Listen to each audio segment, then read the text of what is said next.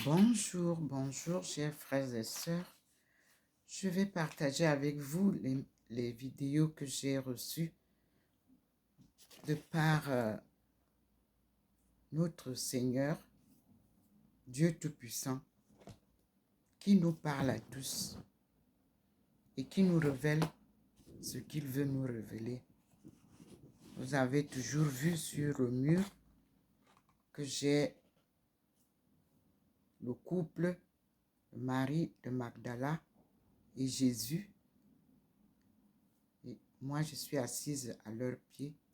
Et aujourd'hui, nous avons non seulement elle-même, mais une récitation de son histoire par des chercheurs et qui va jusqu'à nous présenter ses enfants.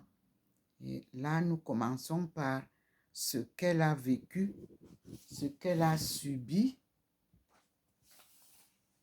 Donc, il est dit ce que savait Marie-Madeleine. Ce que Marie-Madeleine savait lui a coûté la vie. Ensemble, écoutons. Tout à l'heure, j'ai demandé au Seigneur, Seigneur, avec tout ce que j'ai reçu comme vidéo, je commence par laquelle? Et automatiquement sur le mur, j'ai vu la lumière bien éclairer ce portrait que je vous montre souvent, qui est sur le mur. Écoutons donc ensemble et nous disons merci au Seigneur. C'est en français, c'est la traduction, mais j'ai aussi en anglais. Il existe une histoire qui n'a pas été racontée, une vérité qui est restée cachée pendant près de 2000 ans, enterrée sous des couches de silence, de réinterprétation et de récits soigneusement construits. C'est l'histoire d'une femme qui a marché aux côtés du plus grand leader spirituel de l'histoire, qui a été témoin de moments cruciaux de la foi chrétienne, mais dont la fin est restée enveloppée de mystères et d'oubli. Vous êtes-vous déjà demandé pourquoi nous connaissons si peu de choses sur le destin final de Marie-Madeleine? Pourquoi une figure si centrale dans les évangiles, le premier témoin de la résurrection, disparaît-elle simplement des récits officiels? Qu'est-il arrivé à elle après les événements décrits dans le Nouveau Testament? Et plus important encore, pourquoi sa mort, son héritage final, a-t-elle été traitée avec tant de silence par les autorités ecclésiastiques au fil des siècles? Ces questions ne sont pas nouvelles. Des millions de personnes à travers le monde, au fil des générations, ont senti qu'il y avait quelque chose d'incomplet dans l'histoire officielle, une lacune qui n'a jamais été adéquatement comblée. Et peut-être que vous, en ce moment précis, ressentez également cette même inquiétude en vous. L'histoire que nous allons explorer aujourd'hui ne concerne pas seulement le passé lointain. Elle concerne la façon dont les récits sont construits, comment les voix sont réduites au silence, et comment les vérités inconfortables peuvent être soigneusement retirées de la mémoire collective. Il s'agit de comprendre que l'histoire officielle que nous connaissons n'est souvent qu'une version parmi de nombreuses possibles, une version qui a servi des intérêts spécifiques à des moments spécifiques. Marie-Madeleine est mentionnée dans les évangiles canoniques plus souvent que la plupart des apôtres masculins. Elle est présente à la crucifixion lorsque beaucoup ont fui. Elle est la première à voir le Christ ressuscité. Elle est envoyée pour annoncer la bonne nouvelle aux autres disciples. Cependant, dans les siècles suivants, son image a été déformée, son importance minimisée et son destin final obscurci par un voile d'incertitude. Ce que nous sommes sur le point d'explorer n'est pas de la fantaisie ou de la spéculation vide. C'est une enquête minutieuse basée sur des traditions anciennes préservées, sur des manuscrits qui ont survécu au temps, sur des récits transmis de génération en génération, et sur des analyses académiques sérieuses des premiers siècles du christianisme. Chaque affirmation que nous ferons sera fondée sur des sources historiques vérifiables ou clairement identifiées comme traditions préservées par la mémoire populaire. Vous remarquerez, au fur et à mesure que nous avançons, que nous ne sommes pas ici pour détruire la foi ou attaquer les institutions. Nous sommes ici pour récupérer une histoire qui mérite d'être racontée, pour donner une voix à un récit qui a été réduit au silence, pour comprendre pourquoi certaines vérités ont été considérées comme trop dangereuses pour être préservées officiellement. Peut-être avez-vous déjà ressenti, en lisant les évangiles, qu'il y avait quelque chose de non dit sur Marie-Madeleine. Peut-être vous êtes-vous déjà demandé pourquoi une figure si importante disparaît simplement après l'ascension. Peut-être avez-vous déjà intuité qu'il y avait plus dans l'histoire que ce qui nous a été raconté. Et si je vous disais que cette intuition était correcte, qu'il existe des traditions, des manuscrits et des récits qui comblent ces lacunes de manière profonde et transformatrice? Le voyage que nous ferons aujourd'hui nous mènera de la Jérusalem du 1er siècle jusqu'aux côtes de la Provence, en France. Nous passerons par des grottes sacrées, des reliques controversées, des manuscrits cachés et des traditions orales qui ont résisté à l'épreuve du temps. Nous découvrirons pourquoi le destin final de Marie-Madeleine a été traité avec tant de soin et, dans de nombreux cas, avec tant de secrets par les autorités ecclésiastiques. Mais avant de commencer, il est important d'établir quelque chose de fondamental. Ce n'est pas une quête de sensationnalisme. Nous ne sommes pas ici pour inventer des théories du complot ou créer des polémiques vides. Nous sommes ici en tant qu'enquêteurs de la vérité historique, respectant à la fois la foi de ceux qui croient et la rigueur académique de ceux qui étudient. Notre engagement est envers les faits vérifiables, les traditions documentées et une analyse honnête de ce qui peut être connu et de ce qui reste dans le domaine du mystère. Vous êtes sur le point de découvrir que la mort de Marie-Madeleine n'a pas été seulement un événement biographique. Ce fut un moment historique dont les implications ont réverbéré à travers les siècles, influençant la façon dont le christianisme s'est développé, comment le rôle des femmes a été défini dans l'Église primitive, et comment certaines vérités ont été préservées non dans les textes officiels, mais en marge de l'histoire, dans les traditions locales, et dans la mémoire de ceux qui ont refusé d'oublier. Préparez-vous pour un voyage qui va défier ce que vous pensiez savoir, qui va combler des lacunes dont vous ne saviez même pas qu'elles existaient, et qui va révéler pourquoi le destin final de l'une des figures les plus importantes du christianisme primitif est resté caché pendant si longtemps. Ceci est l'histoire de la fin tragique de Marie-Madeleine. Une histoire d'exil, de foi inébranlable, de silence institutionnel et d'une vérité qui, malgré tous les efforts, n'a jamais été complètement effacée. Pour comprendre le mystère autour de la mort de Marie-Madeleine, nous devons d'abord comprendre comment sa propre identité a été systématiquement déformée au fil des siècles. Le silence sur son destin final n'est pas un accident isolé, mais fait partie d'un modèle plus large d'effacement et de réinterprétation. Dans les évangiles canoniques, Marie-Madeleine apparaît comme une figure d'une profonde importance. Luc 8, 1, 3 nous raconte qu'elle était l'une des femmes qui accompagnaient Jésus, et les 12 les soutenant de leurs propres ressources. Ce détail, souvent négligé, révèle qu'elle n'était pas seulement une disciple, mais quelqu'un avec des ressources propres et une autonomie suffisante pour soutenir financièrement tout le ministère. Plus significatif encore est son rôle dans les événements finaux de la vie de Jésus. Alors que la plupart des disciples masculins ont fui pendant la crucifixion, Marie-Madeleine est restée. Elle était au pied de la croix, a été témoin de la mort, a accompagné l'ensevelissement et a été la première à découvrir le tombeau vide. Dans Jean 20, 1 à 18, c'est Marie-Madeleine qui a la première rencontre avec le Christ ressuscité et reçoit l'instruction d'annoncer la nouvelle aux autres disciples. Ce rôle fondamental aurait dû garantir à Marie-Madeleine une place d'honneur dans l'histoire chrétienne primitive. Cependant, quelque chose de très différent s'est produit. En 591 après J.P.C., le pape Grégoire le Grand a prononcé un sermon qui changerait à jamais la perception de Marie-Madeleine. Il a déclaré que Marie-Madeleine, Marie de Béthanie, sœur de Lazare, et la pécheresse anonyme de Luc 7 étaient la même personne. Cette fusion d'identité, qui n'a aucune base dans les textes évangéliques, a transformé Marie-Madeleine de disciple éminente en pécheresse repentie. Pendant des siècles, elle a été principalement connue comme la prostituée que Jésus a sauvée, un récit qui, bien que puissant en termes de rédemption, a complètement obscurci son véritable rôle historique. Les recherches académiques modernes démontrent que cette fusion d'identité a été problématique depuis le début. Les évangiles distinguent clairement différentes Maries, et nulle part Marie-Madeleine n'est identifiée comme pécheresse sexuelle. La tradition orientale de l'Église, d'ailleurs, n'a jamais accepté cette confusion d'identité, maintenant Marie-Madeleine comme une figure distincte et honorée. Mais pourquoi cette distorsion s'est-elle produite? Les études sur la structure de l'Église primitive suggèrent qu'il y avait des tensions significatives sur le rôle des femmes dans la direction chrétienne. Certains textes anciens, y compris des documents gnostiques découverts à Nag Hammadi en Égypte en 1945, préservent des traditions qui montrent Marie-Madeleine en position de leadership spirituel, parfois même générant des conflits avec d'autres disciples. L'Évangile de Marie, un texte apocryphe qui date probablement du IIe siècle, présente Marie-Madeleine enseignant aux autres disciples des enseignements que Jésus lui a transmis en particulier.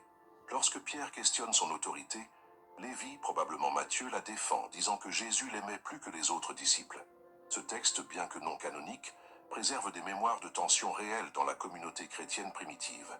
À mesure que l'Église s'institutionnalisait dans les premiers siècles, une structure hiérarchique à prédominance masculine se consolidait.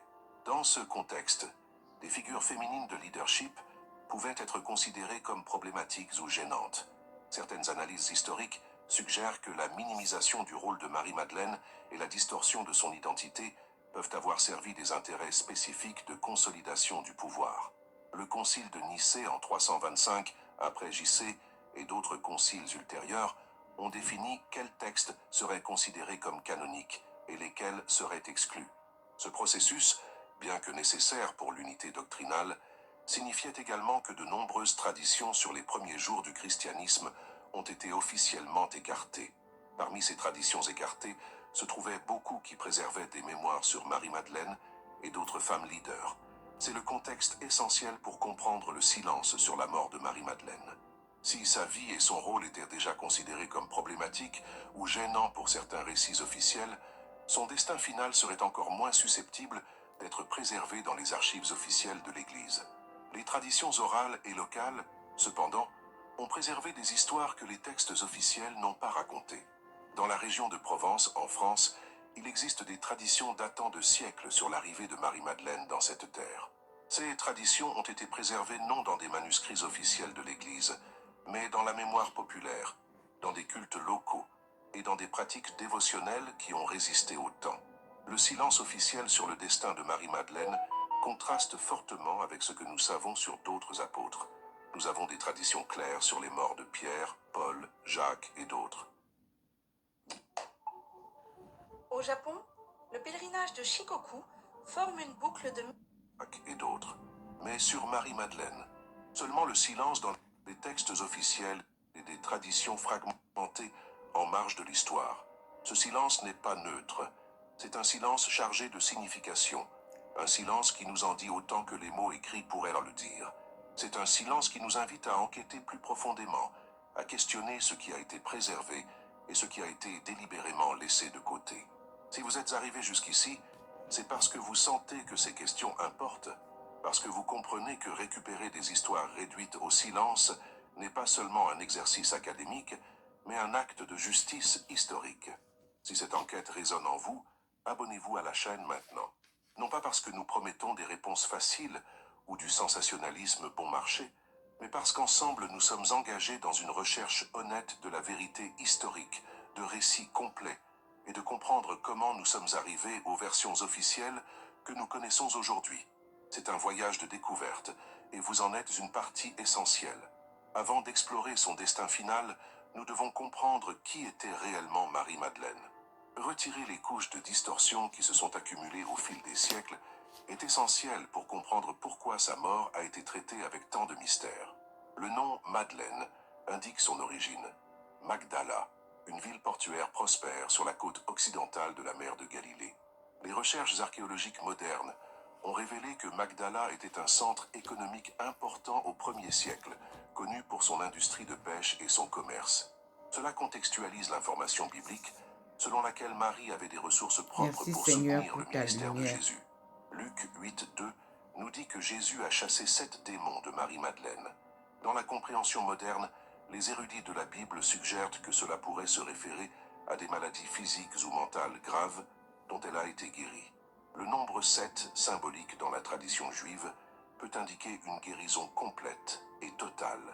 Ce qui est certain, c'est qu'après cet événement, elle est devenue l'une des disciples les plus dévouées de Jésus. Les 4 évangiles canoniques s'accordent sur des points cruciaux concernant Marie-Madeleine. Elle était présente à la crucifixion, Matthieu 27, 56, Marc 15, 40, Jean 19, 25. Elle a été témoin de l'ensevelissement, Matthieu 27, 61, Marc 15, 47. Elle est allée au tombeau le matin de la résurrection, Matthieu 28, 1, Marc 16, 1, Luc 24, 10, Jean 21. Et plus significativement, elle a été le premier témoin de la résurrection. Ce dernier point est extraordinaire lorsque nous considérons le contexte culturel. Dans la Judée du 1er siècle, le témoignage des femmes n'était pas considéré comme valable au tribunal. Cependant, les évangiles préservent constamment Marie-Madeleine comme le premier témoin de l'événement le plus important de la foi chrétienne. Ce choix narratif est remarquable et suggère que les évangélistes préservaient une tradition historique si forte qu'elle ne pouvait être modifiée, même si elle était culturellement gênante. Jean 20, 11, 18 préserve la rencontre la plus détaillée entre Marie-Madeleine et le Christ ressuscité. Elle l'appelle Rabouni, mon maître, un terme de profond respect et d'intimité. Jésus l'envoie avec le message « Va vers mes frères et dis-leur ». Cet acte d'envoyer Marie avec un message aux autres disciples a une profonde signification théologique. Dans la tradition chrétienne primitive, un apôtre était quelqu'un envoyé avec un message. Dans ce sens technique, Marie-Madeleine était littéralement une apôtre, envoyée par le Christ ressuscité lui-même. La tradition orientale de l'Église a toujours reconnu cela, l'appelant Isapostole, égal aux apôtres. Hippolyte de Rome, au IIIe siècle, l'a appelé l'apôtre des apôtres. Ce titre n'était pas métaphorique, mais une reconnaissance de son rôle fondamental dans les événements fondateurs de la foi chrétienne. Certains manuscrits anciens préservent des traditions supplémentaires sur Marie-Madeleine. L'Évangile de Marie, découvert à la fin du XIXe siècle et daté probablement du IIe siècle, présente Marie consolant les disciples après l'ascension et partageant des enseignements que Jésus lui a transmis. Lorsque Pierre exprime un doute que Jésus aurait partagé des enseignements spéciaux avec une femme, Lévi répond « Si le Sauveur l'a considérée digne, qui es-tu pour la rejeter ?» Ce texte, bien que non canonique, préserve des mémoires de tensions réelles dans la communauté chrétienne primitive sur le leadership féminin. L'Évangile de Philippe, un autre texte gnostique, contient un passage controversé qui fait référence à Marie-Madeleine comme la compagne de Jésus, un terme grec, koinonos, qui peut signifier partenaire, compagne ou associé dans le ministère. Le manuscrit est endommagé précisément au point crucial, conduisant à des interprétations variées. Il est important d'être clair, il n'y a aucune preuve biblique canonique que Jésus et Marie-Madeleine aient eu une relation conjugale. Cette théorie, popularisée par la fiction moderne, n'a aucune base dans les textes historiques les plus fiables. Cependant, il est également clair que Marie-Madeleine occupait une position d'extraordinaire proximité et de confiance. Ce que nous pouvons affirmer avec sécurité historique est ce qui suit.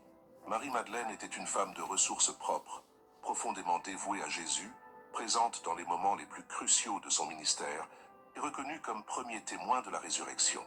Elle était suffisamment importante pour être mentionnée par son nom dans les 4 évangiles canoniques, une distinction partagée par peu de personnes. Le contexte culturel rend sa prééminence encore plus remarquable. Dans le judaïsme du 1er siècle, les femmes avaient des rôles religieux limités. Elles ne pouvaient pas servir de témoins légaux, ne pouvaient pas étudier la Torah avec des rabbins et étaient généralement exclues du leadership religieux. Cependant, Jésus a clairement brisé ces barrières culturelles, incluant des femmes parmi ses disciples proches et leur confiant des rôles d'importance spirituelle. Marie-Madeleine représente, à bien des égards, la plus éminente de ces femmes. D'autres femmes mentionnées dans les évangiles incluent Jeanne, épouse de Chuza, intendant d'Hérode, Suzanne, Marie-mère de Jacques et de José, Salomé et d'autres. Mais Marie-Madeleine est constamment mentionnée en premier dans toutes les listes, suggérant sa position de leadership parmi les femmes disciples. Cette prééminence historique rend le silence ultérieur sur son destin encore plus intrigant.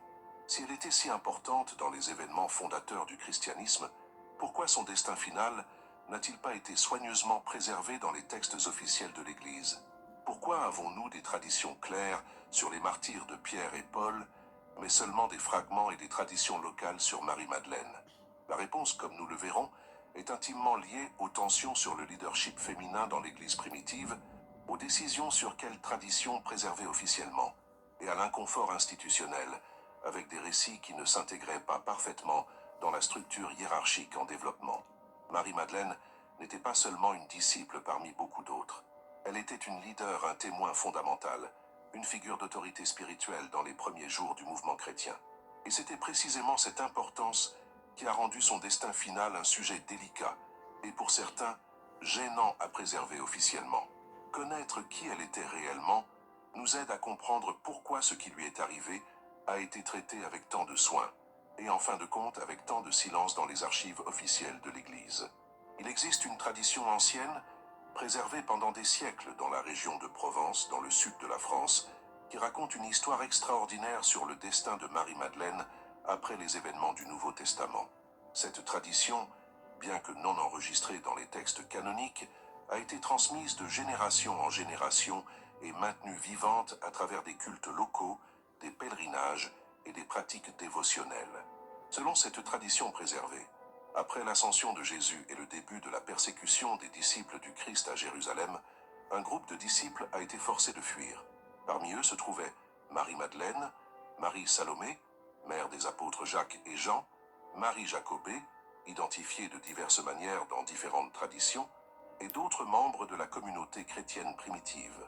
La tradition raconte que ce groupe a été placé dans un bateau sans rame ni voile, essentiellement laissé pour mort en mer, mais qu'ils ont miraculeusement atteint la côte de Provence, débarquant dans la zone aujourd'hui connue sous le nom de Sainte-Marie de la Mer. Ce lieu, encore aujourd'hui, est un important centre de pèlerinage, particulièrement pour la communauté gitane qui vénère Sarah la Kali, identifiée dans la tradition locale comme la servante qui accompagnait les maris. Il est important de noter que cette tradition n'est pas une invention médiévale tardive. Des références à celle-ci apparaissent dans des textes du VIe siècle, et l'existence de cultes locaux dédiés à Marie-Madeleine en Provence peut être retracée encore plus tôt.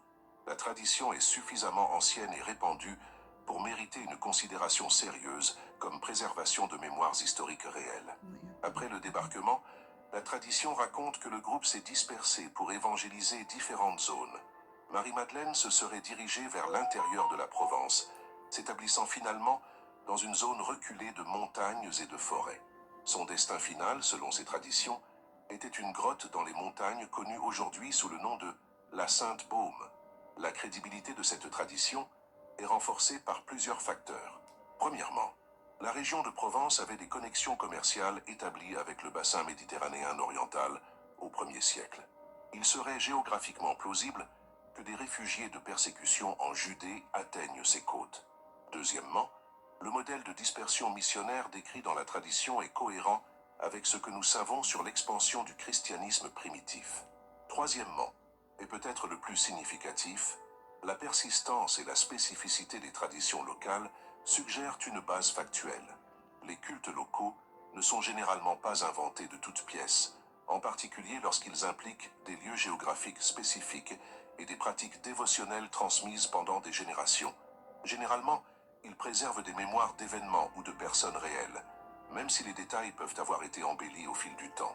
La tradition de Marie-Madeleine en France était suffisamment établie qu'en 1279, lorsque le prince Charles de Salerne, futur roi Charles II de Naples, a ordonné des fouilles dans la crypte de l'église à Saint-Maximin-la-Sainte-Baume, il a affirmé avoir découvert des reliques identifiées comme étant de Marie-Madeleine. Cette découverte a encore stimulé le culte local et établi Saint-Maximin comme important centre de pèlerinage. Les analyses historiques modernes sur ces reliques sont prudentes. Il n'y a aucun moyen de vérifier définitivement leur authenticité, et les découvertes de reliques au Moyen Âge étaient fréquemment motivées par des intérêts politiques et économiques. Les pèlerinages apportaient prestige et revenus aux régions locales. Cependant, l'existence du culte antérieur à la découverte de 1279 suggère que la tradition de la présence de Marie-Madeleine dans la région était beaucoup plus ancienne. Ce qui est plus fascinant du point de vue historique n'est pas nécessairement si les reliques sont authentiques, mais pourquoi cette tradition spécifique a émergé et persisté. Pourquoi la Provence et pas une autre région? Pourquoi Marie-Madeleine spécifiquement? Pourquoi le récit d'exil et non de martyr comme d'autres apôtres? Certains érudits suggèrent que la tradition peut préserver une mémoire historique réelle que certains membres de la communauté chrétienne primitive de Jérusalem, y compris peut-être des femmes leaders, ont réellement fui vers l'ouest après l'intensification des persécutions. La destruction de Jérusalem en 70 après J.C. a certainement causé une grande dispersion de chrétiens juifs, et il est plausible que certains aient atteint la Méditerranée occidentale. Le choix de Marie-Madeleine comme figure centrale de cette tradition est significatif. Si la communauté locale voulait simplement inventer une connexion apostolique pour gagner du prestige, pourquoi ne pas choisir Pierre ou Paul, des figures beaucoup plus centrales dans la tradition officielle de l'Église? Le choix de Marie-Madeleine suggère une tradition indépendante, préservant peut-être des mémoires réelles.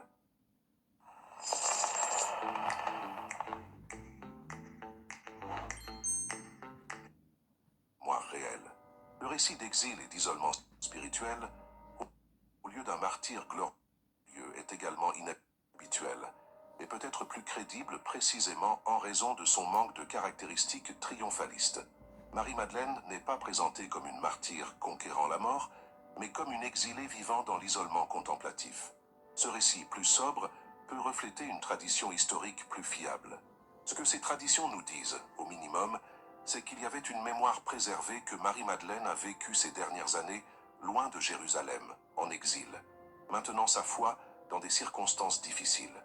Ce récit de persévérance spirituelle dans l'isolement a son propre pouvoir et reflète peut-être mieux la réalité des premiers chrétiens, pas toujours des martyrs glorieux, mais fréquemment des vies de témoignages silencieux dans des circonstances adverses. Maintenant, une question pour vous. Qu'est-ce qui touche le plus profondément votre propre voyage spirituel? L'idée de martyr dramatique ou l'idée de foi persistante dans l'isolement et l'exil? Écrivez dans les commentaires votre réflexion sur ce que signifie rester fidèle quand il n'y a pas de public, quand il n'y a pas de reconnaissance, quand il n'y a que vous et votre conviction intérieure. Votre réponse peut nous aider à comprendre pourquoi certaines histoires ont été préservées officiellement et d'autres ont été maintenues seulement en marge de la tradition. La grotte de Sainte-Baume, située dans les montagnes rocheuses de Provence, à environ 150 mètres de hauteur sur une falaise escarpée, est l'un des lieux les plus extraordinaires associés à la tradition de Marie-Madeleine. Selon les traditions préservées localement, c'est dans cette grotte que Marie-Madeleine a passé les 30 dernières années de sa vie, en contemplation et en prière. La grotte elle-même est impressionnante. Avec environ 40 mètres de profondeur et 25 mètres de hauteur, elle s'ouvre sur la face d'une falaise couverte de végétation dense. L'accès se fait par un chemin escarpé et rocheux, soulignant l'isolement du lieu. À l'intérieur de la grotte, la température reste constamment fraîche, et il y a une source naturelle d'eau, détail important pour quelqu'un vivant dans un isolement prolongé. Les archives historiques de pèlerinage à cette grotte datent au moins du VIe siècle. Saint Jean Cassien, moine et théologien qui a vécu entre 360 et 435 après JAC, mentionne la vénération de Marie-Madeleine dans la région de Provence dans ses écrits.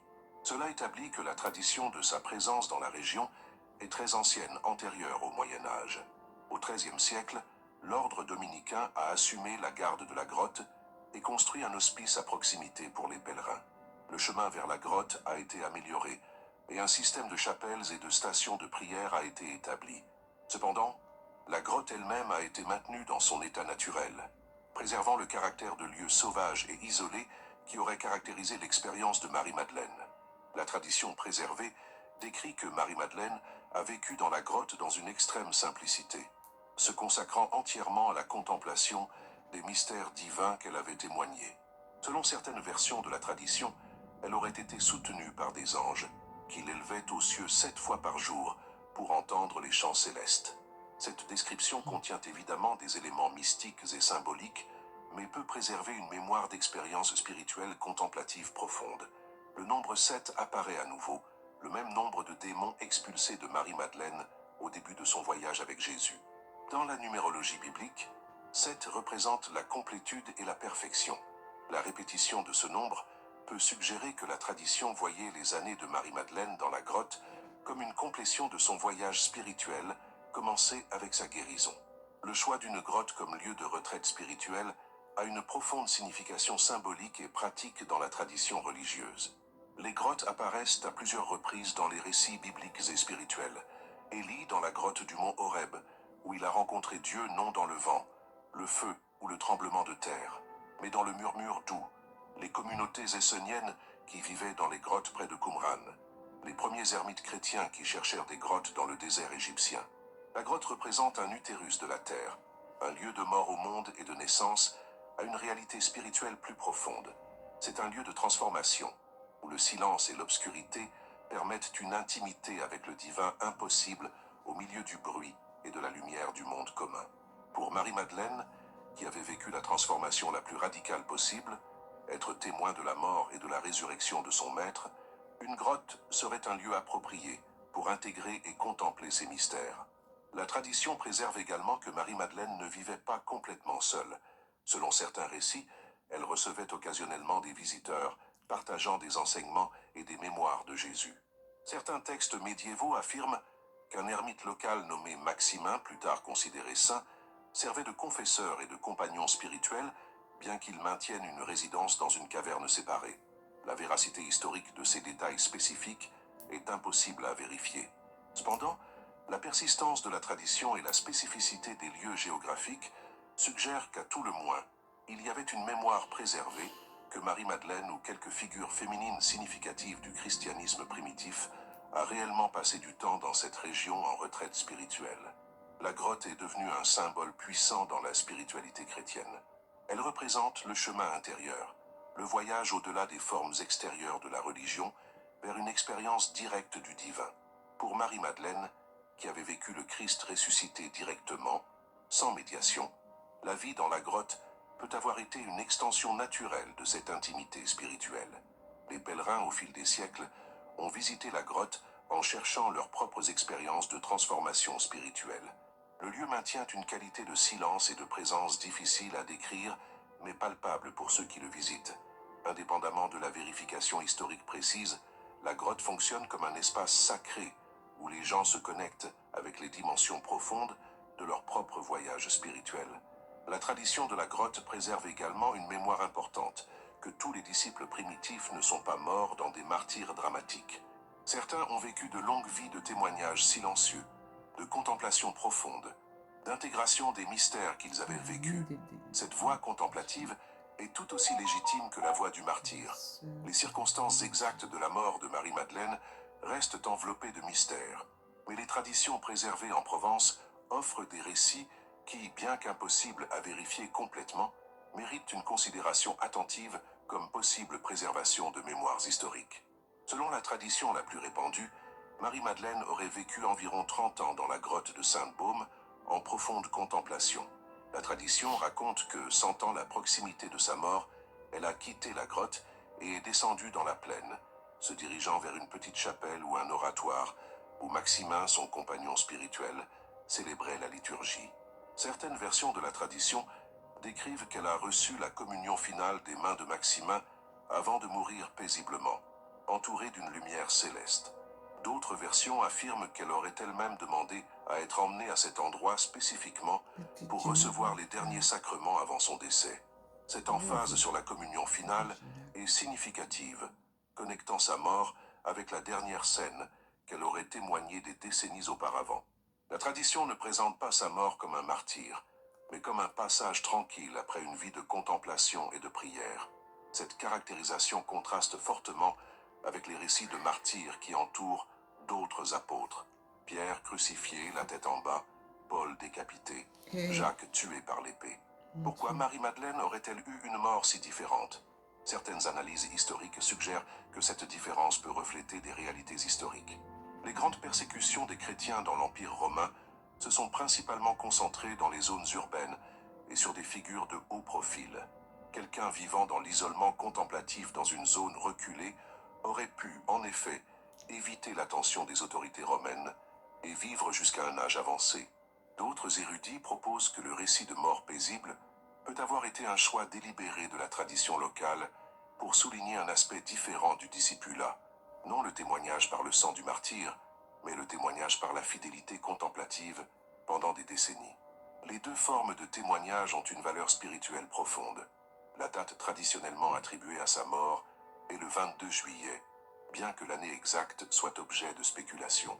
Si elle avait environ 30 ans pendant le ministère de Jésus, une supposition commune mais non vérifiable, et a vécu 30 ans de plus en Provence, elle serait décédée vers l'an 60-70 après J-C, approximativement à l'époque de la destruction de Jérusalem par les Romains.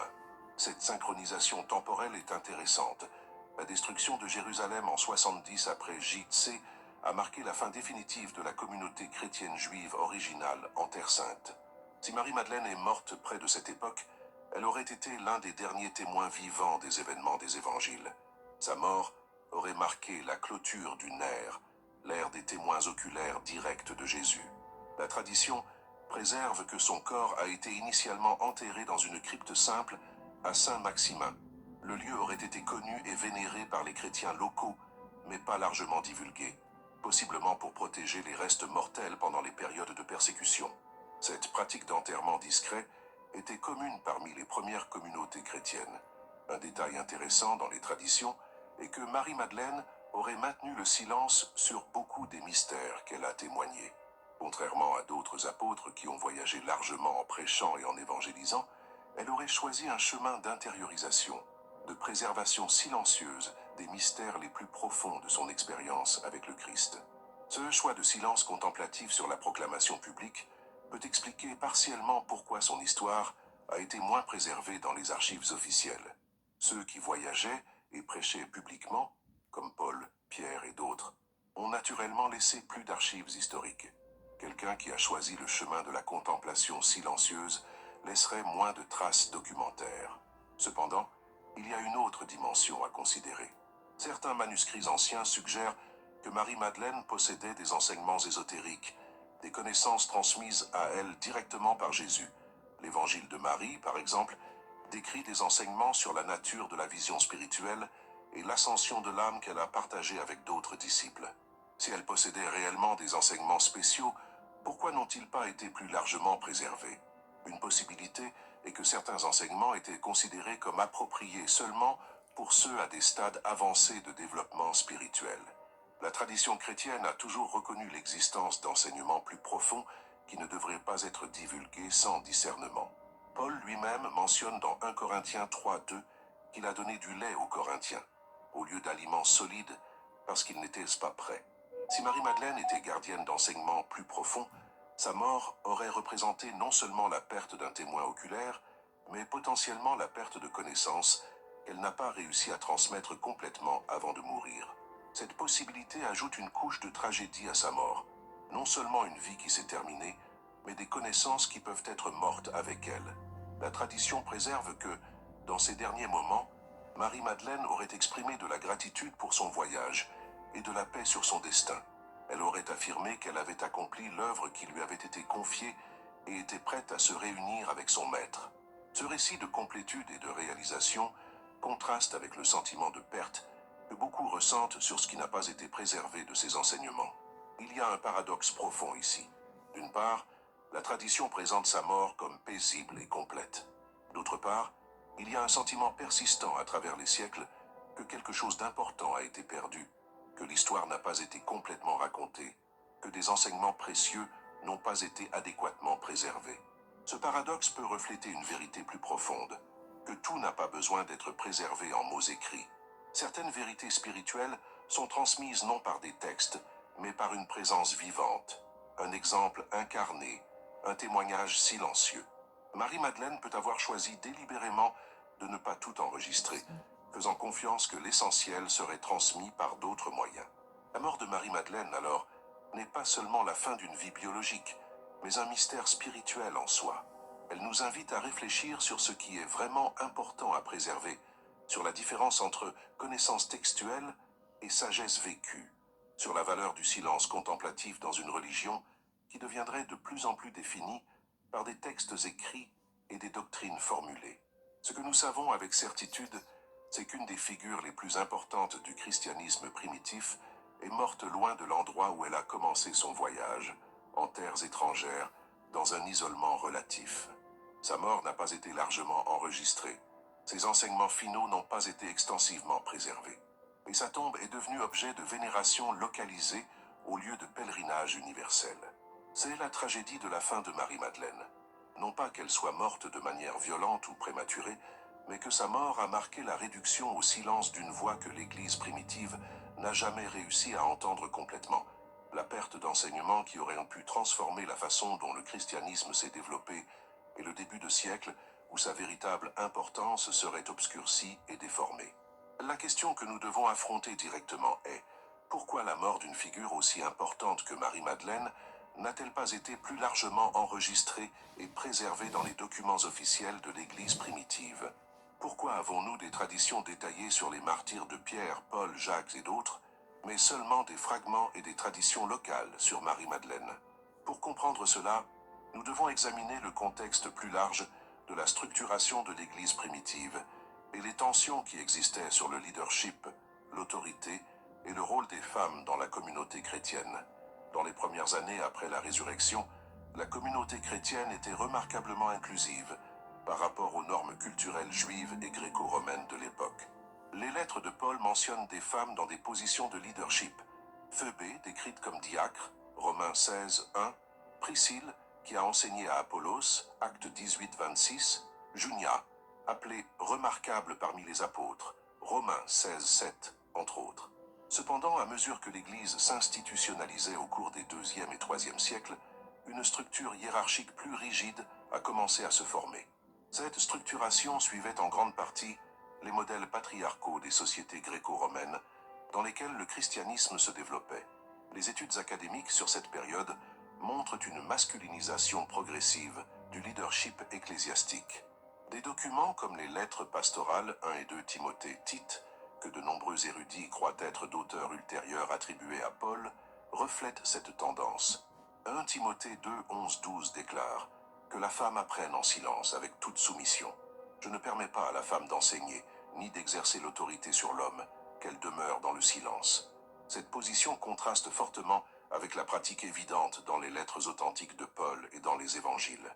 Dans ce contexte de consolidation institutionnelle, les figures féminines de leadership pouvaient être considérées comme problématiques. Non pas parce qu'il y avait quelque chose d'intrinsèquement mauvais avec le leadership féminin, mais parce qu'il ne s'intégrait pas dans les modèles hiérarchiques et culturels que l'Église adoptait à mesure qu'elle devenait une institution plus formalisée. Marie-Madeleine représentait un défi particulier. Elle n'était pas seulement une femme leader, mais spécifiquement le premier témoin de la résurrection. Ce rôle fondamental ne pouvait pas être effacé des évangiles. La tradition était trop forte, mais il pouvait être minimisé, contextualisé ou équilibré par d'autres récits qui soulignaient le leadership masculin. La fusion de son identité avec la pécheresse anonyme de Luc 7, promue par le pape Grégoire le Grand en 591 après Gilancé, peut être vue dans ce contexte. Transformer Marie-Madeleine de disciple et de témoin principal en pécheresse repentie maintenait sa place dans le récit chrétien, mais d'une manière qui ne défiait pas les structures patriarcales en développement. Une pécheresse sauvée par la grâce ne menaçait pas le leadership masculin de la même manière qu'une apôtre reconnue l'aurait menacé. Certains manuscrits gnostiques, comme l'évangile de Marie et l'évangile de Philippe, préservent des mémoires de tensions explicites entre Marie-Madeleine et Pierre sur des questions d'autorité et d'enseignement. Bien que ces textes soient tardifs et contiennent des éléments théologiques spécifiques au gnosticisme, ils peuvent refléter des mémoires réelles de conflits dans la communauté primitive sur le rôle des femmes dans le leadership. Le silence sur la mort de Marie-Madeleine, alors, n'était pas nécessairement une conspiration active de dissimulation, mais faisait partie d'un modèle plus large de minimisation des figures féminines dans l'histoire officielle de l'Église. Si ces actions pendant la vie de Jésus ne pouvaient pas être effacées, car elles étaient fermement établies dans les évangiles, son destin ultérieur pouvait simplement ne pas être largement divulgué ou enregistré. Il y a aussi des considérations pratiques. Marie-Madeleine, si elle a réellement vécu dans l'isolement contemplatif en Provence, était loin des principaux centres du christianisme primitif. Jérusalem, Antioche, Rome, Alexandrie. Sa mort, survenant dans une région reculée, recevrait naturellement moins d'attention que les morts de figures qui étaient actives dans les principaux centres urbains du christianisme. De plus, si elle a choisi un chemin contemplatif et silencieux au lieu d'une évangélisation publique active, il y aurait naturellement moins de personnes conscientes de sa présence et, par conséquent, de sa mort. Le silence qu'elle peut avoir choisi dans la vie est devenu ironiquement un silence sur sa mort. Une autre dimension importante est la nature des enseignements que Marie-Madeleine peut avoir possédés. Si elle était gardienne d'enseignements ésotériques ou mystiques, ces enseignements peuvent avoir été vus avec suspicion par les leaders de l'Église qui se déplaçaient vers des formulations doctrinales plus rigides et orthodoxes. La mort d'une gardienne d'enseignement non orthodoxe pourrait ne pas être quelque chose que les autorités ecclésiastiques voulaient largement commémorer ou divulguer. Les débats christologiques des premiers siècles sur la nature du Christ, la relation entre humanité et divinité, la compréhension du salut, ont été intenses et parfois violents. Différents groupes chrétiens avaient des compréhensions très différentes de ces questions fondamentales. Si Marie-Madeleine était associée à des courants de pensée qui ont finalement été déclarés hérétiques, cela expliquerait pourquoi sa mémoire a été traitée avec prudence. Cependant, il est crucial de ne pas tomber dans des théories du complot simplistes. Il n'y a aucune preuve d'une réunion secrète où les leaders de l'Église ont décidé délibérément d'effacer la mémoire de Marie-Madeleine. Ce qui s'est passé était un processus historique complexe à travers lequel certains récits ont été privilégiés, certaines figures ont été soulignées et d'autres ont été progressivement marginalisées. Ce processus n'était pas unique à Marie-Madeleine. De nombreux aspects du christianisme primitif ont été simplifiés, standardisés ou minimisés à mesure que l'Église devenait une institution plus unifiée. La diversité théologique et des pratiques des premiers siècles a été progressivement réduite en faveur d'une plus grande uniformité doctrinale. La tragédie n'est pas qu'il y ait eu une mauvaise intention délibérée, mais que dans le processus d'institutionnalisation, des voix importantes ont été réduites au silence, des récits précieux ont été perdus, et la richesse de l'expérience chrétienne primitive a été appauvrie. Marie-Madeleine est devenue le symbole de cette perte, non pas à cause d'une conspiration dramatique, mais en raison des dynamiques ordinaires de pouvoir, de genre et de formation institutionnelle. Le résultat a été qu'une des figures les plus importantes du christianisme primitif a eu son héritage déformé, sa mort peu enregistrée et sa véritable importance historique obscurcie pendant des siècles. Ce n'est que dans les 100 dernières années, avec le développement de la critique biblique moderne et la découverte de manuscrits anciens, que nous avons commencé à récupérer une compréhension plus complète de qui elle était réellement. Pour comprendre pleinement ce qui peut avoir été perdu avec la mort de Marie-Madeleine et le silence ultérieur de sa mémoire, nous devons examiner les textes anciens qui préservent des traditions sur ses enseignements, particulièrement ceux qui n'ont pas été inclus dans le canon biblique officiel. En 1945, des agriculteurs égyptiens ont découvert une jarre en céramique près de la ville de Nag Hammadi, en Haute-Égypte. À l'intérieur de cette jarre se trouvaient 52 textes anciens, écrits en copte, datant des 3e et 4e siècles après J.C., mais probablement traduits d'originaux grecs encore plus anciens.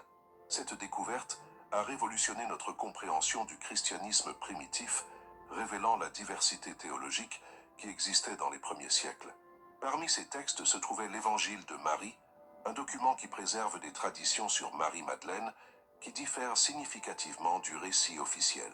Bien que ce texte contienne des éléments de la théologie gnostique du IIe siècle, il peut préserver des mémoires plus anciennes sur le rôle de Marie-Madeleine dans la communauté chrétienne primitive. Dans l'Évangile de Marie, après l'ascension de Jésus, les disciples sont troublés et effrayés. Marie-Madeleine se lève pour les consoler et partager des enseignements que Jésus lui a transmis en particulier. Elle décrit une vision sur la nature de l'âme et son ascension à travers différentes sphères d'existence, surmontant les pouvoirs cosmiques par la connaissance spirituelle. Quand elle termine, André exprime un doute. « Dis ce que tu penses de ce qu'elle a dit. Moi, au moins, je ne crois pas que le Sauveur ait dit cela, car certainement ses enseignements sont des idées étranges. » Pierre ajoute alors « Aurait-il vraiment parlé avec une femme en secret sans notre connaissance? Devons-nous changer nos coutumes et tous écouter cette femme? L'a-t-il préférée à nous ?» Lévi, probablement Matthieu, répond en défendant Marie. « Pierre, tu as toujours été impétueux. Maintenant je te vois contester contre la femme comme un adversaire. Si le Sauveur l'a rendue digne, qui es-tu pour la rejeter? Certainement, le Sauveur la connaît très bien. C'est pourquoi il l'a aimée plus que nous. » Ce dialogue, bien que dans un texte non canonique et tardif, peut préserver des mémoires de tensions réelles dans la communauté primitive. La caractérisation de Pierre résistant à l'autorité d'enseignement de Marie trouve des parallèles dans d'autres textes anciens, suggérant que c'était une mémoire persistante dans certains courants du christianisme primitif. L'Évangile de Philippe, un autre texte de Nag Hammadi, contient un passage souvent cité mais controversé. Dans une section fragmentée du manuscrit, on lit « Merci La compagne Seigneur du Sauveur pour ta est Marie-Madeleine. présence. Le Christ l'aimait plus que tous les disciples et Alhamdulillah. l'embrassait fréquemment sur la bouche. » Les autres disciples étaient offensés par cela et exprimaient leur désapprobation. Ils lui disaient « Pourquoi l'aimes-tu plus que nous tous ?» Il est crucial de noter que les parties entre crochets sont des reconstructions, car le manuscrit est endommagé à ces points. De plus, dans le contexte du gnosticisme chrétien, le baiser avait souvent une signification sacramentelle ou spirituelle, pas nécessairement romantique ou sexuelle. Le texte peut décrire Marie comme réceptrice de connaissances spirituelles spéciales, pas nécessairement une relation romantique.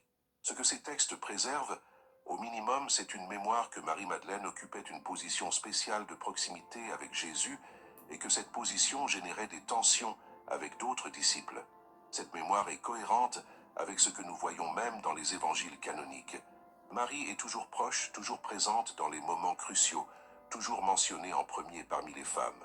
Un autre texte pertinent est la Pistis Sophia, un texte gnostique du IIIe siècle qui présente Marie-Madeleine posant plus de questions et recevant plus d'enseignements que tout autre disciple. À un moment, Jésus dit « Marie, toi la bénie, que je compléterai dans tous les mystères des hauteurs, parle ouvertement, toi dont le cœur est tourné vers le royaume des cieux, plus que tous tes frères. » Ces textes, bien que non canoniques, et contenant une théologie que l'Église orthodoxe a finalement rejetée, préservent une tradition persistante. Marie-Madeleine était porteuse d'enseignements spéciaux, de connaissances ésotériques, de sagesse que Jésus lui a transmise directement. Cette tradition est suffisamment ancienne et répandue pour suggérer une base historique. Qu'est-ce que cela signifie pour comprendre l'héritage perdu de Marie-Madeleine? Cela suggère qu'elle peut avoir été gardienne de dimensions de la spiritualité chrétienne qui ont été ultérieurement marginalisées. Des enseignements sur l'expérience mystique directe, sur le voyage intérieur de l'âme, sur la connaissance spirituelle qui transcende les formulations doctrinales. Quand Marie-Madeleine est morte dans sa grotte en Provence, si ces traditions ont une base historique, des enseignements précieux peuvent être morts avec elle, non pas parce qu'elle les a délibérément gardés secrets, mais parce que le contexte historique n'était pas propice à leur préservation.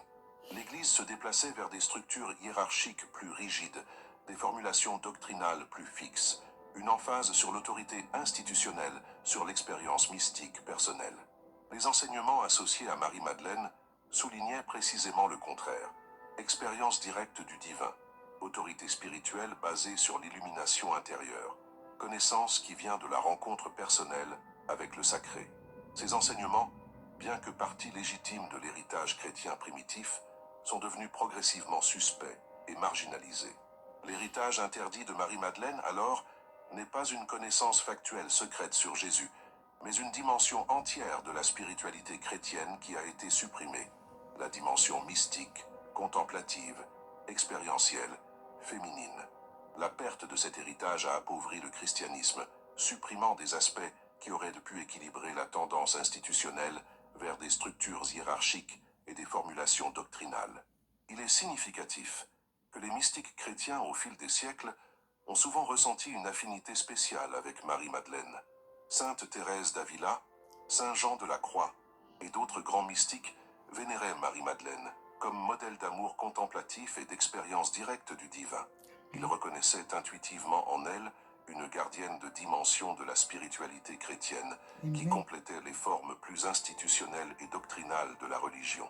Maintenant, une question pour vous, où que vous regardiez cette vidéo. De quel pays nous suivez-vous dans ce voyage de découverte?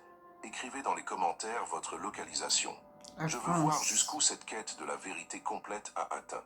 Ce n'est pas seulement de l'histoire ancienne, c'est un réveil mondial sur des récits qui ont été réduits au silence. Laissez votre marque ici. Montrez que vous faites partie de ce mouvement de récupération de voix oubliées.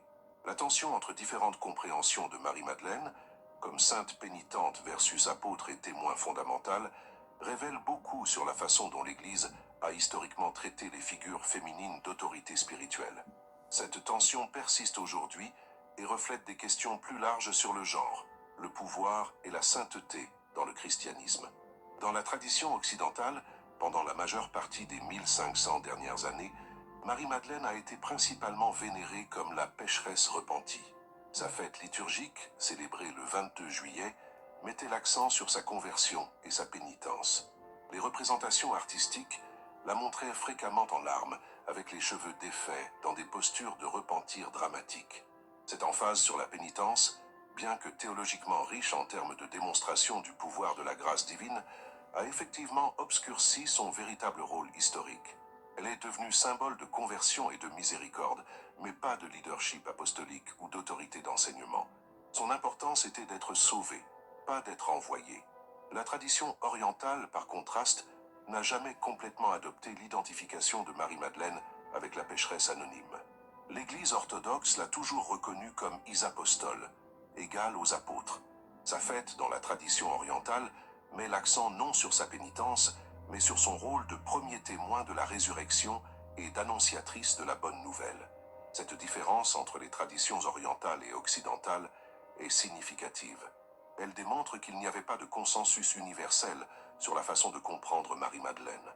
Différentes branches du christianisme ont préservé des mémoires différentes, ont souligné des aspects différents de son identité.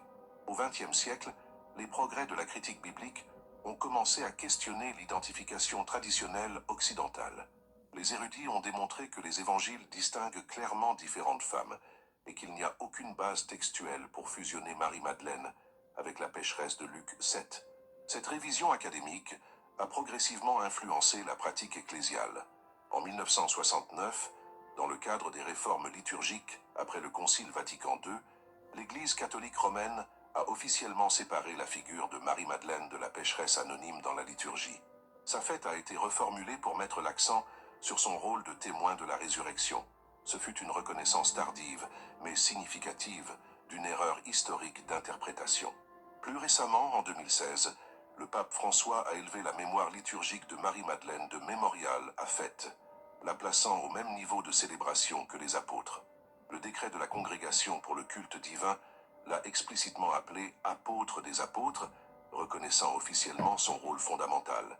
Ces changements liturgiques sont importants car ils reflètent une reconnaissance institutionnelle croissante que l'Église n'a historiquement pas rendu justice à Marie-Madeleine. Ils représentent une tentative de corriger des siècles de mauvaises interprétations et de minimisation. Cependant, la question demeure. Pourquoi a-t-il fallu près de 2000 ans pour cette reconnaissance officielle? La réponse réside dans les dynamiques de genre et de pouvoir qui ont façonné le développement institutionnel de l'Église. Pendant la majeure partie de l'histoire chrétienne, les femmes ont été exclues des positions d'autorité d'enseignement et de leadership sacramentel.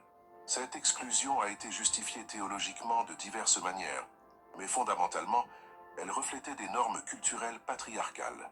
Dans ce contexte, reconnaître Marie-Madeleine comme apôtre, comme quelqu'un envoyé par le Christ avec autorité d'enseignement, pourrait être perçu comme dangereux. Si Marie-Madeleine était apôtre, si elle a reçu des enseignements spéciaux, si elle avait une autorité spirituelle reconnue par le Christ lui-même, quelles implications cela aurait-il pour l'exclusion des femmes du leadership ecclésial? Cette question était et reste inconfortable pour ceux qui défendent l'exclusion des femmes du ministère ordonné. La solution historique a été de maintenir Marie-Madeleine comme sainte vénérable, mais pas comme modèle de leadership apostolique. Elle pouvait être sainte, contemplative, mystique, pénitente, des rôles considérés comme appropriés pour les femmes, mais la reconnaître pleinement comme apôtre avec une autorité d'enseignement équivalente aux 12 défierait la base théologique de l'exclusion féminine des rôles de leadership. Cette tension n'a pas été résolue. Même avec la reconnaissance liturgique récente de Marie-Madeleine comme apôtre des apôtres, les églises qui excluaient les femmes de l'ordination continuent cette pratique. Il y a une incohérence logique ici. Si Marie-Madeleine avait une autorité apostolique donnée directement par le Christ, pourquoi les femmes contemporaines ne peuvent-elles pas exercer une autorité similaire? Différentes traditions chrétiennes répondent à cette question de différentes manières. Certaines églises ordonnent maintenant des femmes à tous les niveaux du ministère, voyant Marie-Madeleine comme un précédent biblique pour le leadership féminin. D'autres maintiennent l'exclusion des femmes tout en essayant simultanément d'honorer Marie-Madeleine, créant une tension théologique non résolue. Ce que nous pouvons affirmer avec certitude historique, c'est que Marie-Madeleine a occupé une position d'extraordinaire importance dans le christianisme primitif.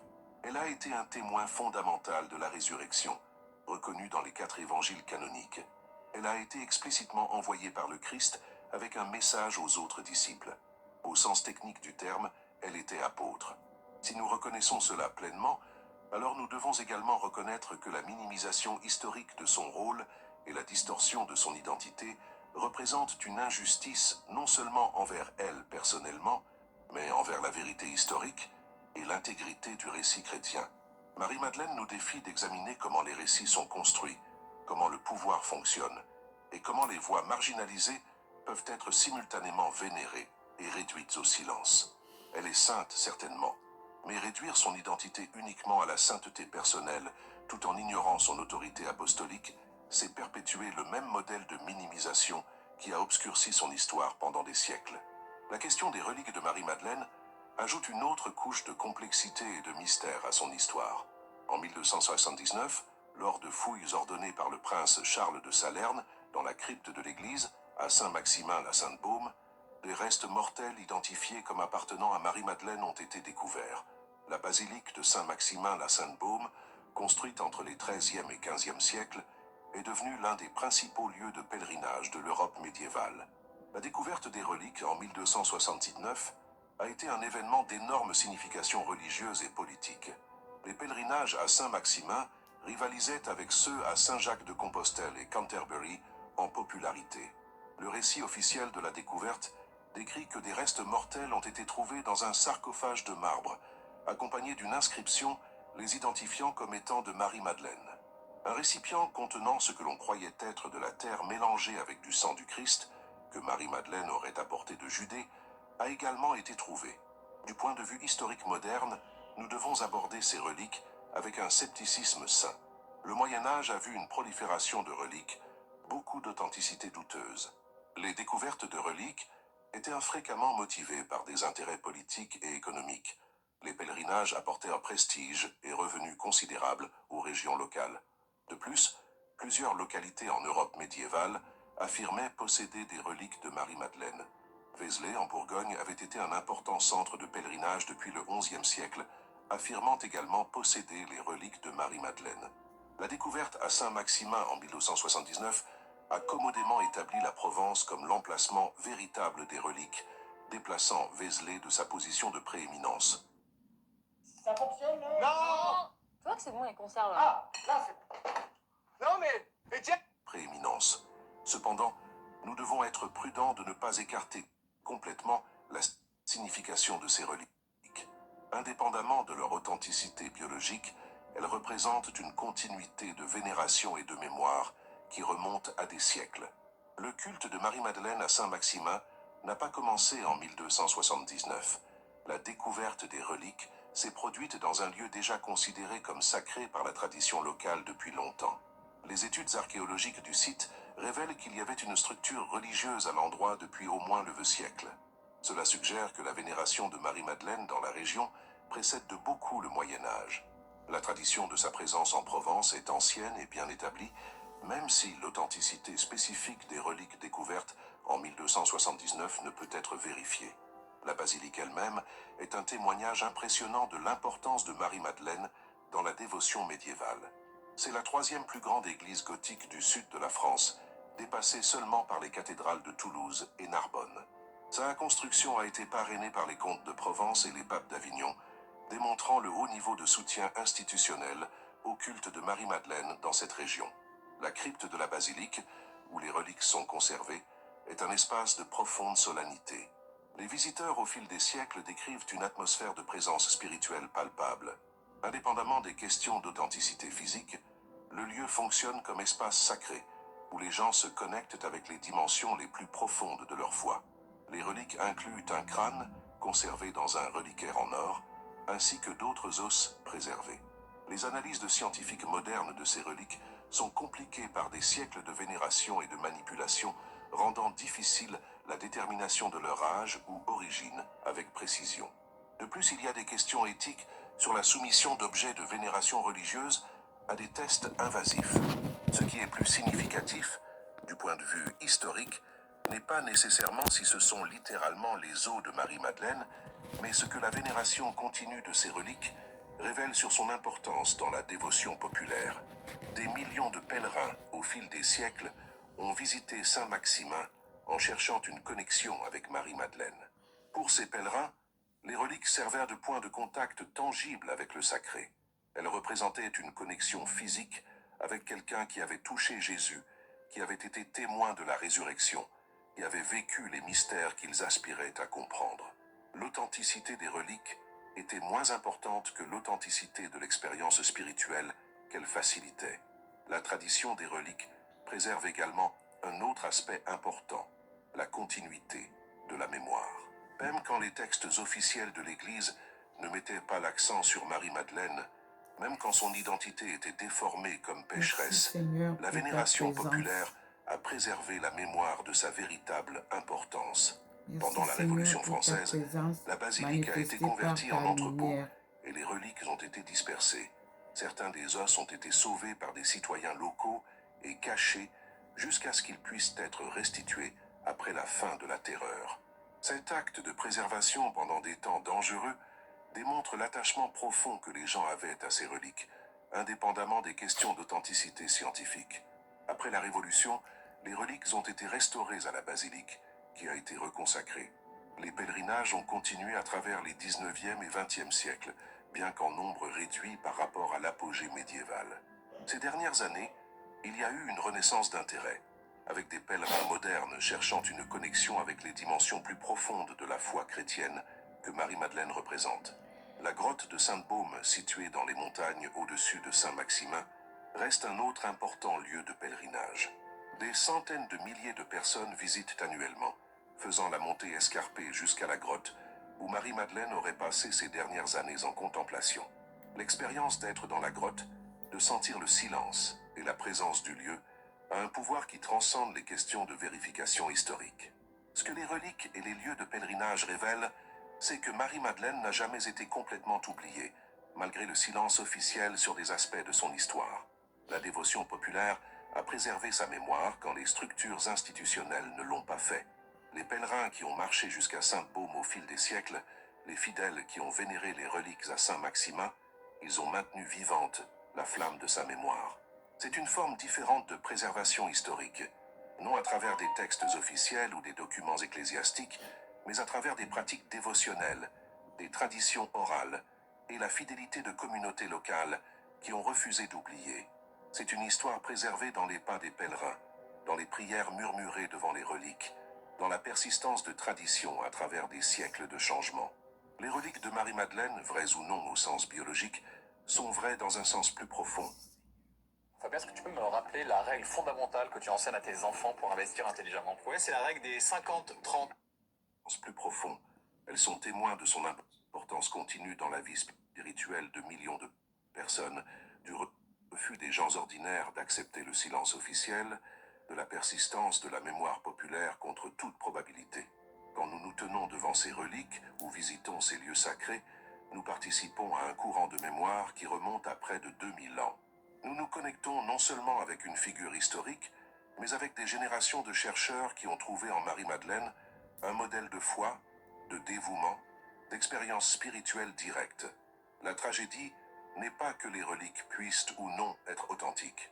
La tragédie est que nous ayons besoin de reliques pour nous souvenir de quelqu'un qui devrait être central dans notre récit historique.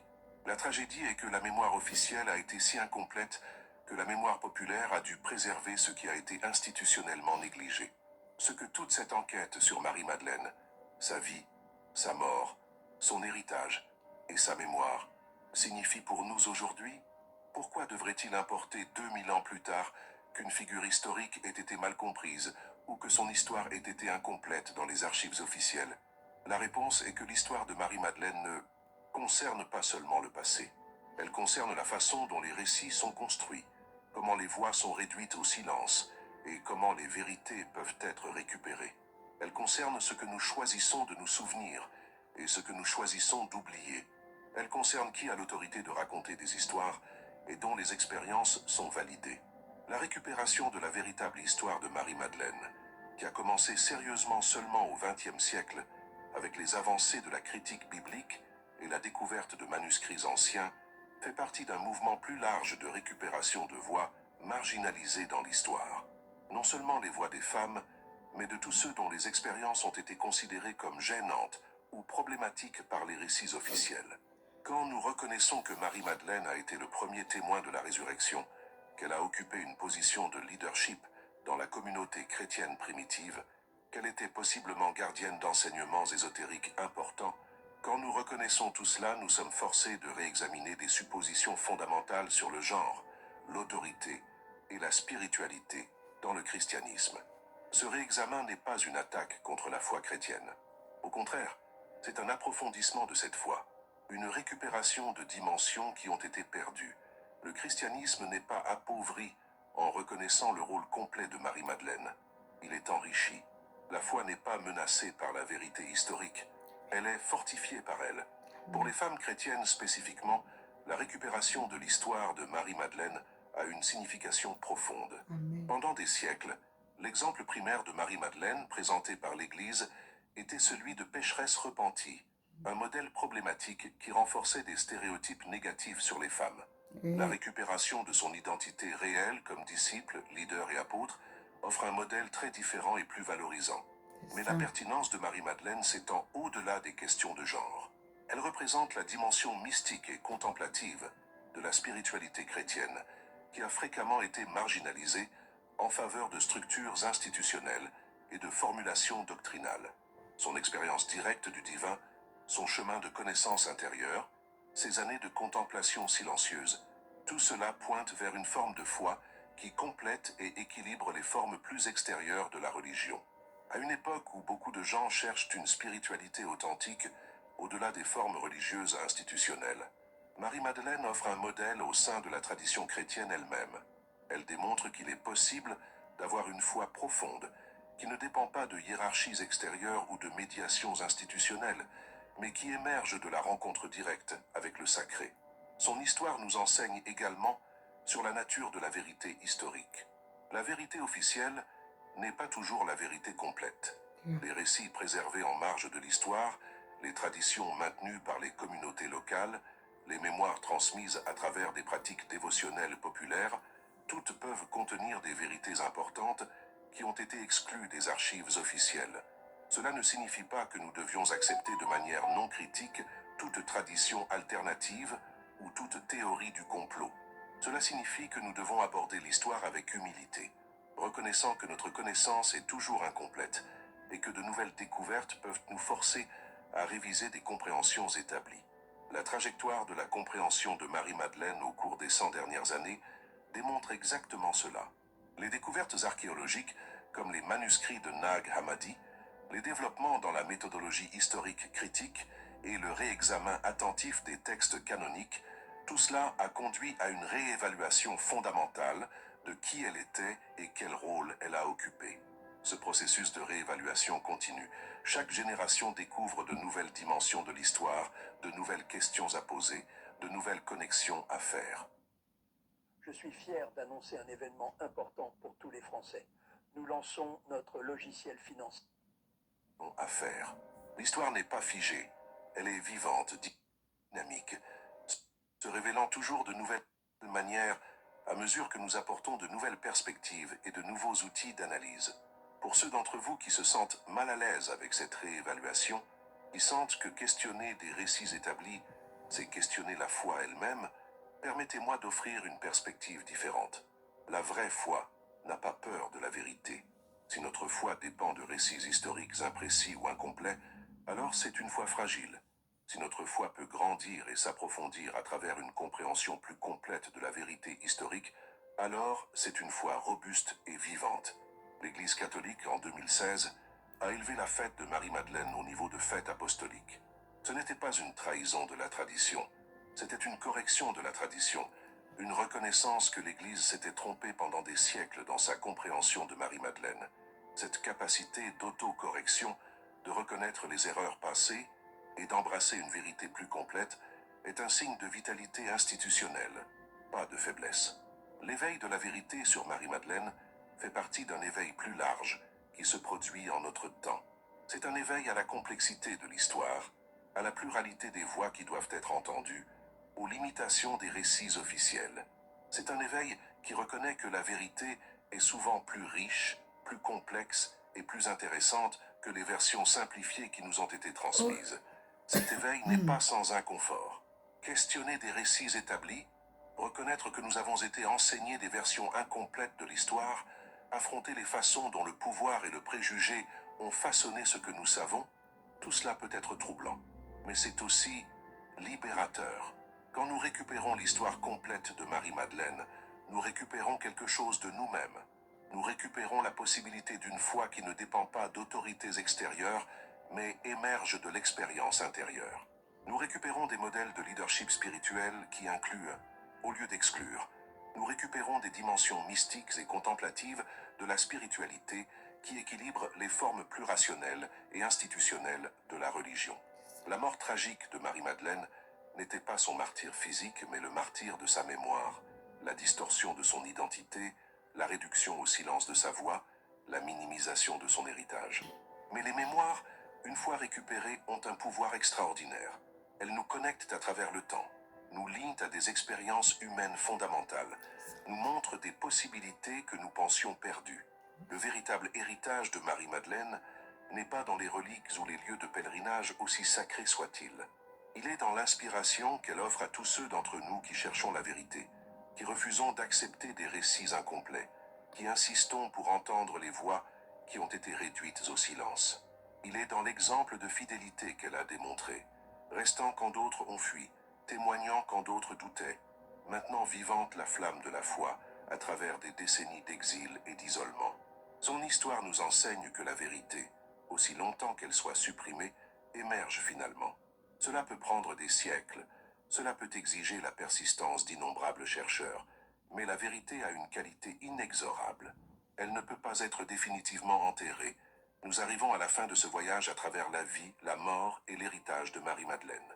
Ce que nous avons découvert n'était pas une conspiration sensationnelle, mais quelque chose de plus profond et de plus significatif. Une histoire de la façon dont les récits sont construits, comment les voix sont réduites au silence, et comment les vérités peuvent être récupérées même après des siècles d'oubli. Marie-Madeleine n'était pas une prostituée repentie, bien que ce soit l'image qui a dominé pendant des siècles. Elle était disciple, leader, premier témoin de la résurrection, possiblement gardienne d'enseignements ésotériques importants. Sa mort, loin de Jérusalem, en exil en Provence, a marqué non seulement la fin d'une vie, mais potentiellement la perte de connaissances précieuses qu'elle portait. Le silence sur son destin final n'était pas accidentel. Il faisait partie d'un modèle plus large de minimisation des figures féminines à mesure que l'Église s'institutionnalisait et adoptait des structures patriarcales des sociétés où elle se développait. Cette réduction au silence a eu des conséquences. Elle a appauvri notre compréhension du christianisme primitif, a supprimé des dimensions mystiques et contemplatives importantes et a privé des générations d'un modèle puissant de leadership spirituel féminin. Mais l'histoire ne se termine pas dans le silence. Les traditions locales ont préservé des mémoires que les textes officiels n'ont pas enregistrées. La dévotion populaire a maintenu vivante son importance quand les structures institutionnelles ne l'ont pas fait. Les pèlerins au fil des siècles ont marché jusqu'aux grottes et basiliques, refusant d'oublier. Et à notre propre époque, à travers des découvertes archéologiques, la critique biblique moderne et le réexamen attentif de sources anciennes, nous récupérons l'histoire plus complète. Vous avez 10 000 euros sur un compte? Tant mieux. Mais s'ils dorment là... Plus complète. Cette récupération importe. Elle importe parce que la vérité importe toujours. Elle importe parce que les voix réduites au silence méritent d'être entendues. Elle importe parce que la foi est fortifiée, pas menacée, par une compréhension historique plus complète. Amen. Elle importe parce que chacun de nous, dans notre propre voyage spirituel, mérite d'avoir accès à toute la richesse de la tradition chrétienne, y compris ces dimensions qui ont été marginalisées ou supprimées.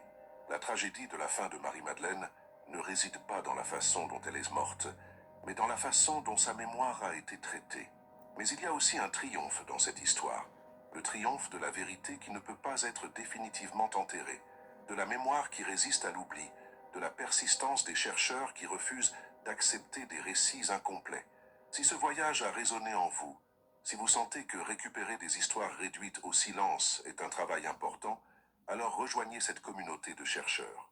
Abonnez-vous à cette chaîne, car nous continuerons à explorer les vérités qui ont été marginalisées, les récits qui méritent d'être racontés, les dimensions de l'histoire spirituelle qui enrichissent notre compréhension. Je ne promets pas de réponse facile ou du sensationnalisme vide. Je promets une enquête honnête, le respect de toutes les perspectives de foi et un engagement envers la vérité vérifiable. Je promets que nous continuerons à poser les questions difficiles, à examiner les lacunes dans les récits officiels et à récupérer les voix qui méritent d'être entendues. La prochaine vidéo qui apparaîtra sur votre écran continue ce voyage de découverte. Cliquez dessus, car il y a beaucoup plus à explorer, beaucoup plus à comprendre, beaucoup plus de vérité en attente d'être récupérée. Chaque vidéo est une pièce du puzzle plus grand, l'histoire complète de la foi chrétienne dans toute sa complexité, sa richesse et sa diversité. Marie-Madeleine nous a enseigné que la fidélité ne concerne pas la reconnaissance publique, mais le fait de rester ferme dans la conviction intérieure, que le témoignage n'est pas toujours dramatique, mais fréquemment silencieux et contemplatif, que la vérité, même quand elle est supprimée, trouve finalement son chemin vers la lumière, que les voix réduites au silence continuent d'écho à travers les siècles, attendant que quelqu'un ait le courage d'écouter. Son histoire est notre histoire, l'histoire de tous ceux qui cherchent la vérité au-delà des récits officiels, qui insistent pour entendre les voix marginalisées, qui croient que la foi est assez grande pour embrasser toute la complexité de la vérité historique. Amen. Merci d'avoir regardé jusqu'à la fin. À la prochaine vidéo. Merci beaucoup pour cette enquête qui rejoint, comme vous le savez, ce que je raconte souvent, la Bible oubliée, apocryphe de l'Ancien et du Nouveau Je m'appelle Testament. Bernard Arnault. Je suis Donc, entrepreneur je et vous milliardaire. remercie Et je veux vous beaucoup dire tout de suite En 1945, pour l'attention que vous portez à ces révélations qui me sont faites. Nous allons continuer à les écouter. Et à chaque fois, je demande au Seigneur, Seigneur, guide-moi. Quelle est la vidéo que je fais avancer? Vous avez entendu, la personne nous a dit qu'il y a une deuxième vidéo et elle vient de s'afficher. Et nous allons l'écouter. Et vous m'excuserez pour les interférences vous savez, sur YouTube, la publicité vient, c'est pas de ma faute, mais je remercie le Seigneur Tout-Puissant, lui qui a décidé de me garder jusqu'aujourd'hui et surtout continuer à m'enseigner ce qu'il doit nous enseigner à nous tous. Tout ce que je reçois n'est pas à moi, c'est à nous tous. Et je partage avec vous ce qu'il me demande de partager, ce qu'il veut que je garde pour moi, je n'hésiterai pas. Et nous passons à la prochaine vidéo. Donc, je suis docteur Ndomo Melingi Thérèse Aïcha. Ndomo est mon nom. Melingi est le nom de ma mère.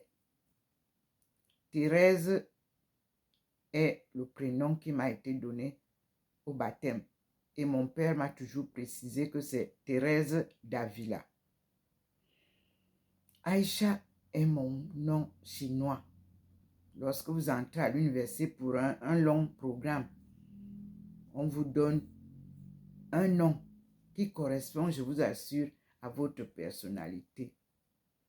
Et nous avons découvert à la fin que Aïcha signifiait African International Societies, Home and Abroad. Et moi, mon programme est, comme vous le savez, c'est la recherche des solutions clés pour le développement des pays africains. En anglais, Future Africa Sub-Saharan Take-Off in Light of Practice in Chinese Economic Development, a Divine Mission. Nous sommes à la fin. La boucle est bouclée et le Seigneur continue donc maintenant à nous dire quelle sera la prochaine étape. Merci Seigneur. Comme je l'ai dit aujourd'hui, c'est le 9 octobre 2023. 25. Et je continue ma course depuis mon appel le 10 août 1985. Lorsque le Seigneur m'a dit, femme, lève-toi, un devoir t'attend. Va et dis aux femmes de ton peuple que le redressement de la cellule familiale incombe à la femme. Une cellule familiale en crise. Mes frères et sœurs, vous-même, vous pouvez analyser où est-ce que nous en sommes. Aucune famille n'est épargnée. Et tout ceci a été prédit dans la Bible. L'Ancien Testament nous le dit. Le Nouveau Testament nous le répète.